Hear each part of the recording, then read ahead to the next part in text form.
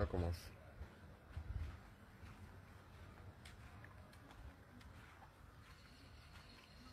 Vous qui aimez bien raconter dans la ville de Port-Gentil ce qui s'est passé, c'est vous qui êtes les grands internautes. Nous sommes là, représentés pour notre hommage à notre petit frère qui est parti. Voilà l'illustré qui était avec lui. Son propre grand frère que vous dites qu'on en a agressé les policiers, ce sont les bangandos. Voilà son grand frère qui est dehors, que vous dites que les bangandos, on a attrapé les bangandos ici au quartier. Voilà son grand frère qui a vu comment on a battu son petit frère devant ses yeux. Arrêtez de raconter des conneries sur les réseaux. Écoutez maintenant.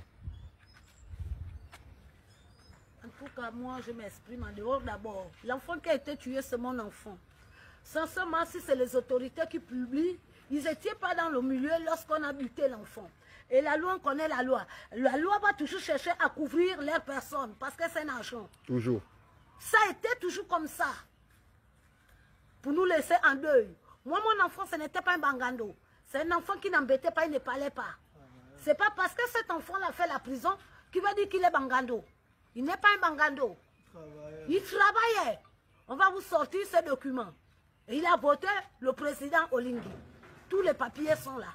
Ce n'est pas un bangando. Ce qui raconte les conneries. Et lui-même, mon premier fils, on est venu pour vouloir lui tuer, le petit frère, a défendu contre son grand frère. Parce qu'ils sont venus pour le but de tuer mon premier fils. Parce que quoi? Les autres bangandos l'ont proposé un travail. Et le travail, lui-même, il va vous raconter, il s'agit de quoi? Comme travail. Il y avait des témoins. Moi-même ici présente, je suis témoin. Quand je suis arrivée, il était là-bas allongé.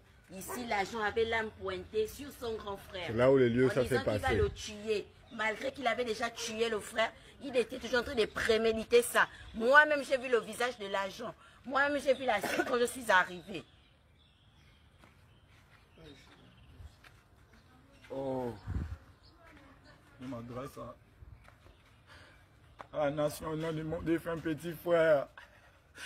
Le policier qui a été mis par le président de la République avec une forte quantité de cannabis qui lui était souvent parvenu par caillasse.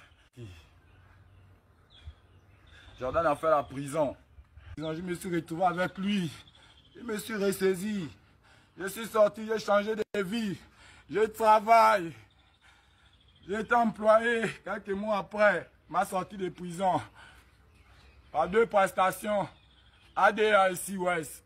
J'ai tous mes documents. Mon petit frère, le défunt, il travaillait avec moi. On a tous les documents. Ces prestations ou ces sociétés-là viendront témoigner de ça. On a les collègues, on a les vidéos, comment ils sont sur les sites. Mon petit frère est venu me défendre. Pourquoi?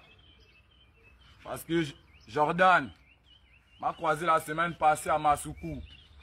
Je suis parti pour aller récupérer 130 000 chez ma tante. Elle voulait fabriquer un meuble chez un menuisier qui est ici au quartier, avec qui j'ai traité pour que le prix ne soit pas tellement haut. En partant là-bas, Jordan m'a croisé. Comme auparavant, il me parlait souvent de ça. Que oh non, toi tu ne veux pas fonctionner avec le mien. Là, comment il nous met en haut? Il peut te couvrir. Il peut te couvrir. Oh, tu ne vois pas qu'ils ont déjà enlevé tous ceux qui étaient ici à Port-Gentil. Donc en ce moment, le terrain est libre. Tu vas fonctionner, tu seras couvert. Il me disait souvent que le policier là, je ne sais pas comment il faisait pour avoir des saisies, des téléphones, des ceci, cela. Il y a tout un réseau qui s'est passé au grand village avec toute sa bande. Il vendait les téléphones sans facture. Des téléphones, et je ne savais pas où il gagnait. On arrache au bandit. Moi, je ne voulais pas me retrouver là-dedans. Je disais toujours à Jordan que mon frère, je ne veux pas. Arrête de venir me proposer ça. La semaine passée, il est encore revenu, je l'ai menacé. Je lui ai dit ceci. Jordan, là où je prends mes pieds là, je suis en train de partir, me plaindre. Et toi, tu veux me mettre dans le flou. Moi, je travaille. Quand ma société m'a mis en stand-by, le président de la République a mis un programme Manji Ville Propre. J'ai pris mon petit frère, on est parti à la mairie. On nous a retenus, on a travaillé. Il n'a pas pris son salaire, on devait prendre nos salaires demain. La mairie devait nous payer demain. On nous a donné des jours fériés. Dans ces jours fériés là, on n'a pas été payé. On est venu à la maison, voir notre mère qu'on n'a rien, vend un peu la boisson que la vieille, c'est chaud. Donne-nous les bières, on va boire. On était là, en train de boire la bière.